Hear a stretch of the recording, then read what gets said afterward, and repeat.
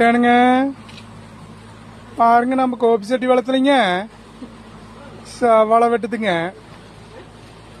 ஆங்க நல்ல கலர் காய் தானுங்க. ஒரு 5 கிலோ 16 கிலோ வந்துருங்க. கோபி செட்டி வளர்த்துன கள்ளிப்பட்டி இல்லைங்க. அது நீட்டாக வெட்டுதுங்க. செவ்வாழைங்க மக்களே, செவ்வாழைங்க.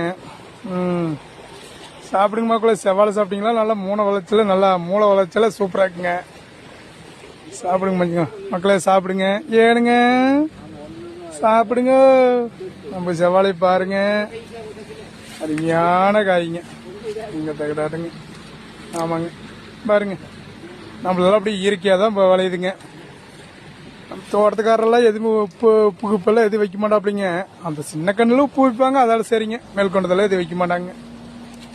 ஆங்க காய் பாருங்க, அருமையான காய்ங்க. சரி மக்களே, ஆளுக்கு ஒரு பழம் சாப்பிடுங்க. வச்சிருங்க மக்கள். நன்றி மக்களே.